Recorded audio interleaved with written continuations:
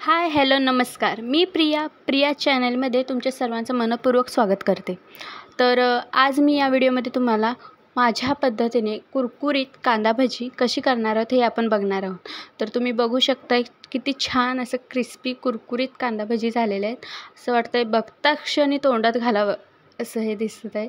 तर ही भजी कशी करायची, मी काय काय वापरून ही भजी करते चला तर बघूया. हे बघा, मी 4 मीडियम साईजचे कांदे असे उभे कापून घेतलेले आहेत, जसे आपण कांदा भजीला कट करतो तसेच. किंवा तुम्ही स्लायझर असेल तर स्लायझरने सुद्धा तुम्ही असं बारीक उभे कांदा कापून घेऊ शकता तुम्ही. मी इथे 4 घेतलेले आहेत मीडियम साईजचे आणि हे मी असे कट करून घेतलेले आहेत. तुम्ही स्लायझरने सुद्धा करू शकता, स्लायझरने उलट लवकर होते. तर हे बघा, अशा पद्धतीने मी कट करून घेतलेले आहेत. आता 2 हिरव्या मिरच्या, तुम्ही मिरची तुमच्या म्हणजे तुम्ही तिखट खात असाल तर आणि तुम्ही 2 मिरची एक्स्ट्रा घालू शकता. आमच्या तिखट कमी लागतं त्याच्यामुळे मी इथे 2च मिरची घेतलेली आहे. बघा, अशी बारीक, ह्याच्यापेक्षा बारीक करून सुद्धा तुम्ही घालू शकता. ते 2 ह्या सपक मिरच्या आहेत, तुम्ही तिखटसुद्धा घालू शकता तुमच्या चवीनुसार. तर मी ते बारीक कट करून घेत आहे.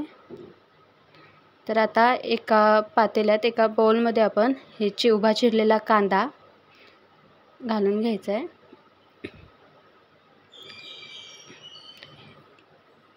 त्याला असं वेगवेगळा करून घेऊया आपण सुट्टा, म्हणजे भजी अशी क्रिस्पी होतील. मी याचा सुट्टा करून घेत आहे कांदा, जेणेकरून आपले भजी कुरकुरीत होतील. सर्व कांदा आपण असा मोकळा करून घ्यायचा आहे.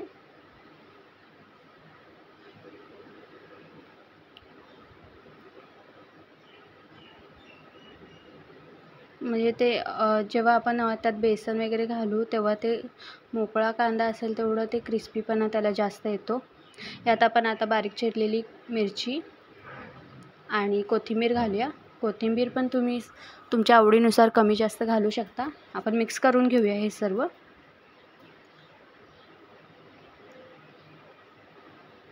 आता यामध्ये आपण ओवा घालूया, 2 छोटे चम्मच ओवा. आता आपण यामध्ये जिरे घालूया. हे बघा, 2 छोटे चम्मच जिरे. मिक्स करून घेऊया सर्व आपण. यामध्ये आता आपण घालणार आहोत हळद, अर्धा चमचा हळद. 1 चमचा हे तांदळाचं पीठ आहे, तांदळाचं पीठ 1 चमचा. आता आपण यामध्ये बेसन घालूया, 2.5 चमचे बेसन घालूया. तुम्ही कमी जास्त घेऊ शकता तुमच्या क्वांटिटीप्रमाणे. यात थोडं करून पाणी करून, आपल्याला जास्त असं पातळ नाही करायचं आहे. यात मीठ घालून घेऊया आपण चवीनुसार. आणि यामध्ये पाणी आपण एकदम घालायचं नाही आहे, कारण की हे भजी आपण कांदा भजी किंवा ह्याला खेकडा भजी पण म्हणतात. एकदम थोडंसं पाणी घालून आपल्याला ह्याला घट्ट पीठ मळून घ्यायचं आहे. मी दाखवते त्याप्रमाणे. जर आपण जास्त पातळ केलं भज्याचं पीठ तर ते एकदा असं क्रिस्पीपणा त्याला येत नाही, एकदम सॉफ्ट आणि नरम होतात भजी. त्यामुळे हे बघा, असं घट्ट पीठ म्हणून ठेवायचं. 5 मिनटं तरी आपण ह्याला ठेवूया. 5 मिनटानंतर हे बघा भज्याचं पीठ. आता मी ते गॅसवर तेल गरम करायला ठेवलेलं आहे.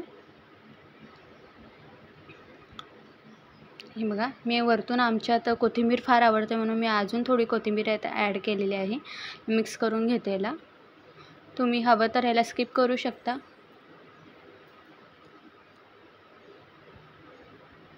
हे बघा, चला तेल गरम झालेलं आहे. एक छोटासा भजी आपण तळून बघूया, म्हणजे आपल्याला समजेल तेल गरम झालेलं आहे की नाही. हे बघा, थोडंसं टाकून बघते मी पीठ. तर हे तेल गरम झालेलं आहे. आपण भजी सोडून घेऊया यात. मी यामध्ये कांदा भजी सोडून घेत आहे. आमच्या घरात माझ्या पप्पांना माझ्या हातची भजी खूप आवडतात, त्याच्यामुळे मी आता माहेरी आलेली आहे. म्हणून माझ्या पप्पांसाठी मी खास भजी करते. म्हटलं चला आपण एक व्हिडिओ बनवूया. तुम्ही देखील ही भजी करून बघा, ट्राय करून बघा आणि कमेंटमध्ये मला नक्की सांगा ही कशी झाली. तर ह्याला गोल्डन ब्राउनिश असं कलर येईपर्यंत आपल्याला तळून घ्यायचं आहे. मंद आचेवर नाही, सॉरी, मीडियम गॅस ठेवायचा आहे आपल्याला. जास्त हाय पण नाही, जास्त लो पण नाही.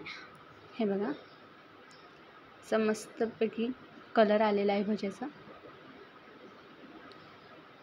एवढा छान सुगंध येतो ह्याचा, खूप छान वास येत आहे. आता मी भजी तळते पण वास पण खूप छान येतो ह्याचा.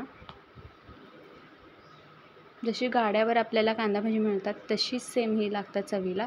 एकदा ट्राय करून तुम्ही नक्की बघा. हे बघा किती छान अशी कांदा भजी दिसत आहेत. हे बघा,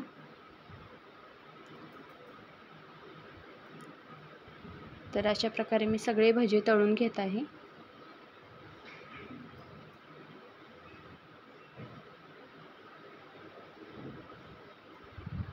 तुम्ही एकदा नक्की ट्राय करून बघा. हे बघा किती छान असं दिसायला पण किती सुंदर, जशी गाड्यावर आपल्याला कांदा भजी मिळतात तशीच दिसत आहे. बघू शकताय तुम्ही. आणि याचा मी तुम्हाला दाखवते क्रिस्पीपणा आतून कसा आलेला.